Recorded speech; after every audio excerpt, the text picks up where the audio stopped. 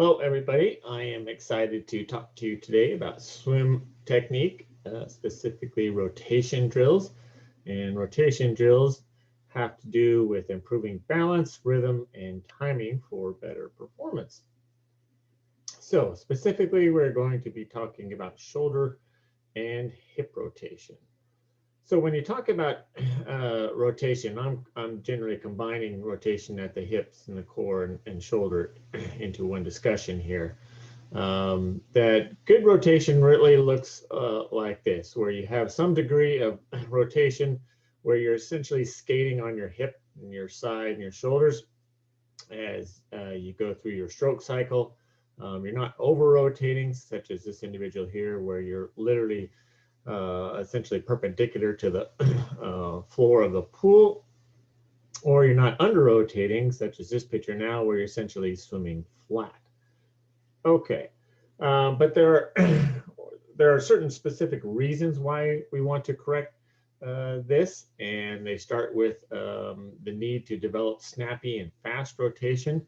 Rotation as you swim freestyle is not done passively, and it is not done at just a steady or fast, consistent effort. It should be very quick and very deliberate.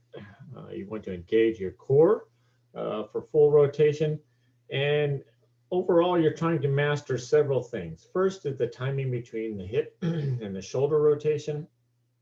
It's definitely key that this occurs in a certain sequence, with the hip typically driving and rotating first before the shoulder. Breathing as it relates to the rotation is also important. You don't want to breathe too late or too early. You want to be sure that you persevere in the balance between upper body and lower body, and maintain good arm extension after your entry. Okay, so that's essentially the purpose behind why you want to correct your balance. Why you want to correct your rotation. So let's talk about some of the drills and the ways to correct rotation. Single arm drill is the first one we're going to talk about. Then we'll talk about two that are related to each other, the 636 and the 616 kick rotation drills.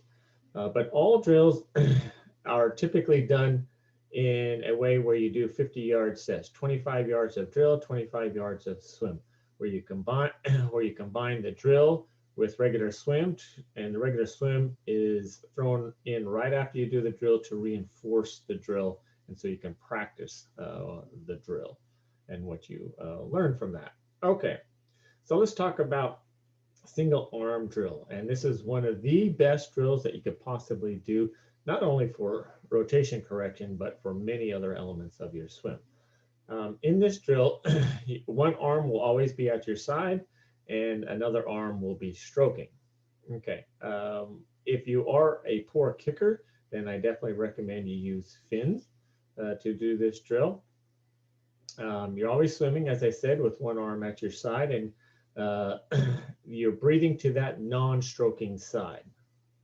Okay, don't let the arm at your side drop, and be sure that you drive and rotate your shoulders normally. Avoid flat swimming. This is a big part of the drill, because you're trying to work on rotation, and you're engaging your core a lot when you do this drill, because your core is going to be responsible for more of the rotation in this drill, because you no longer have one of your stroking arms to be a driving force for rotation.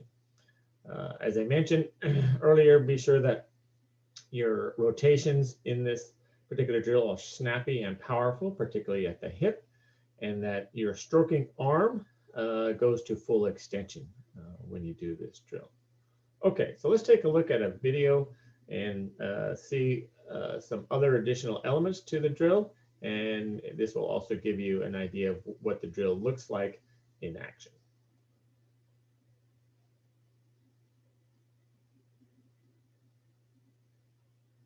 This challenging drill focuses on timing your breath with the timing of rotation.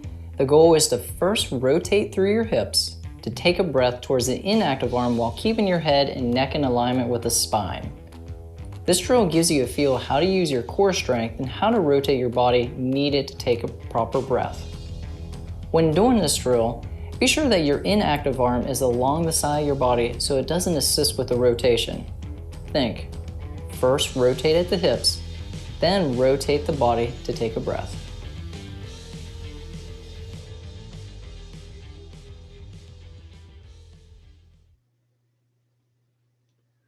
Okay, so let's take a look at the next drill. The next drill is your 6-3-6 kicking drill. And this is a good combination drill. And again, I would use fins if you feel like you have a poor kick and you need to maintain that horizontal balance in the water and improve your propulsion during this drill. You're kicking with one arm out in front and one arm at your side.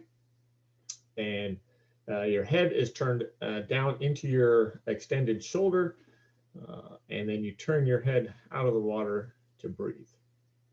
Don't let the arm out in front drop. This is very important. You want to maintain a long float in your body, and that is done or is supported a lot by how extended that arm is out in front of you. So the drill basically is to do 6 kicks, then take 3 complete strokes, rotate onto the opposite side, and repeat. Okay, so let's take a look at a video to see what that looks like.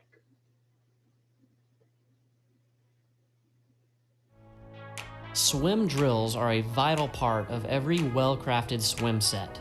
I'm TriDoc coach and resident physiology specialist, Jeff Rains. And this is my good friend, 3-time Olympian, Brendan Hansen. So with me on deck and Brendan in the pool, today we're going to show you the 6-3-6 drill.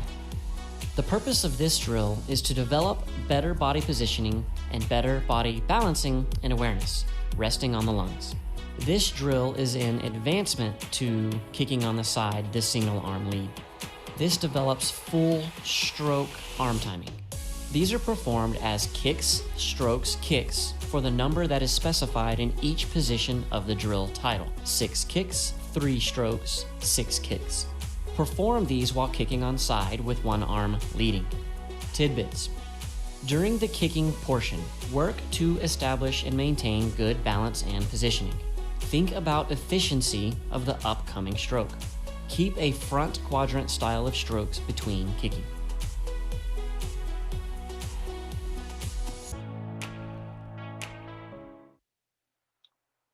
Okay, good.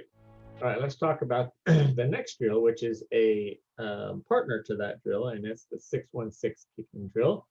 Again, use fins as needed if you feel like you need to maintain your balance and good propulsion during the drill. Again, you're kicking with one arm out in front and one at your side, and you're rotating to your side to breathe. Don't let your arm out in front drop, much like the 6-3-6 kicking drill.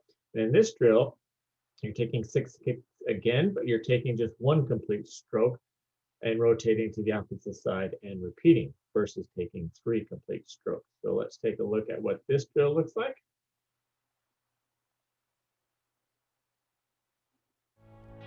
Swim drills are a vital part of every well-crafted swim set. I'm TriDoc coach and resident physiology specialist, Jeff Rains.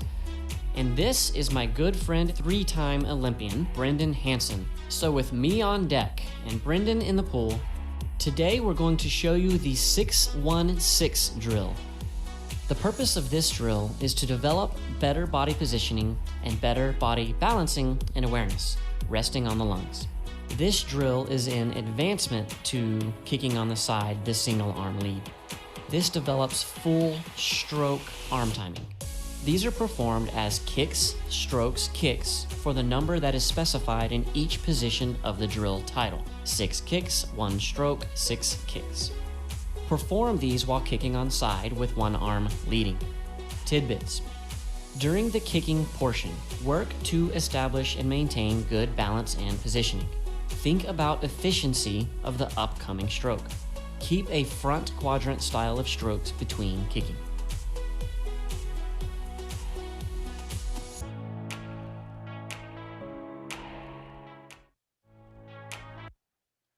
Okay, so you can see those two drills are very similar to each other. The 616 drill is often considered a little bit more advanced than the 636 drill. So maybe start with the 636 drill and advance to the 616 drill.